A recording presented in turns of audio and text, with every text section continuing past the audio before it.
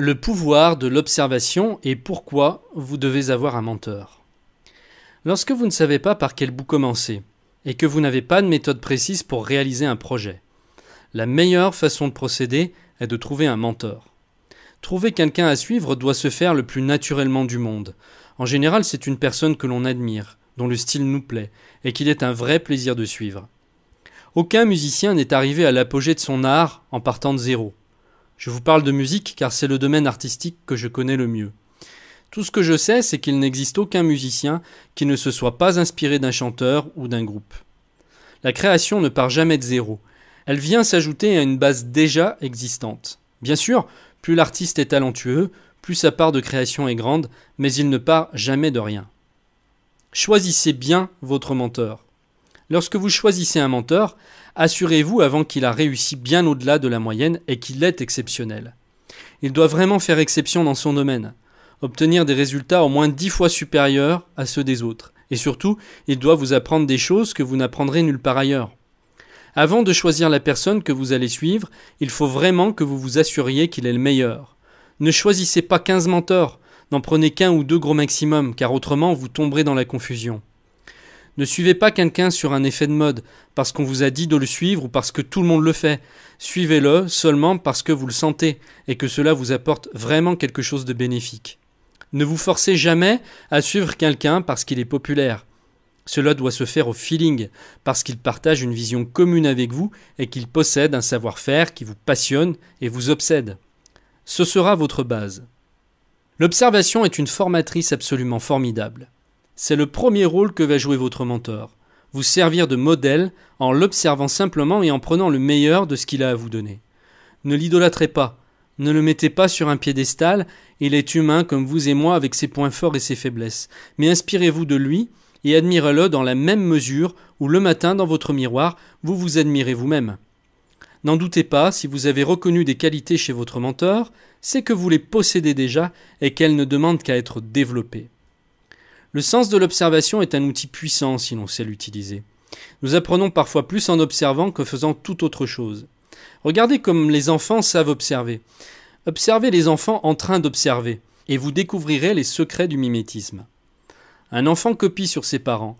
La seule différence, c'est qu'il a du mal à discerner le bien du mal, surtout lorsqu'il est petit. Il copie ses modèles, ses parents, ses dieux. Il copie son instituteur, ses copains, mais parfois pas forcément pour le meilleur. Les enfants apprennent en observant. Faites de même avec le discernement en plus, et vous finirez par exceller comme ceux que vous suivez. Observer, c'est être à l'écoute. Pierre Desproges disait « Les esprits sont comme des parachutes. Ils ne fonctionnent que lorsqu'ils sont ouverts. » En étant à l'écoute, vous établissez une véritable communication avec votre interlocuteur. C'est en étant à l'écoute que vous trouverez de nouvelles idées, pas en vous persuadant que vous savez déjà tout. L'observation est une mine d'or.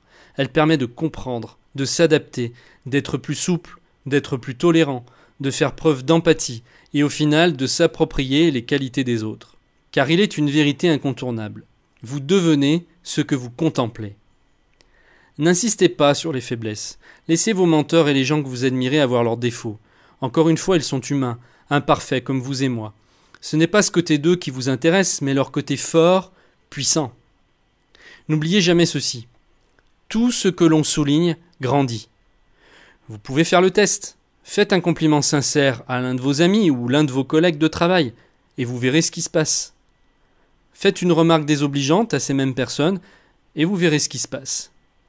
Si vous insistez, vous verrez comment les relations vis-à-vis de cette personne s'amélioreront ou se dégraderont, selon la méthode que vous aurez retenue.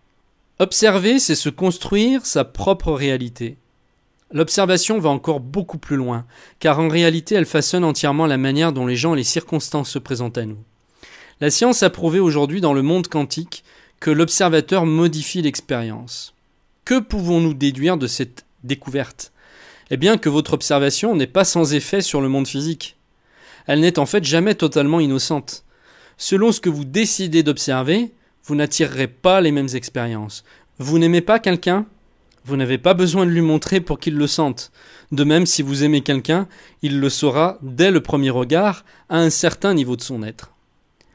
Trouvez votre propre voie sans faire du copier-coller. Il est impératif que vous trouviez un jour votre propre voie, sans essayer de faire exactement pareil que votre mentor. Vous ne devez pas devenir une pâle copie de l'original. Ne copiez pas bêtement sans y ajouter votre propre part de création. Soyez original, inspirez-vous, servez-vous de tout ce que vous avez appris comme base, mais de grâce, faites preuve d'imagination. Trouvez votre propre style, votre propre marque de fabrique. C'est impératif si vous voulez réussir et être reconnu dans votre domaine.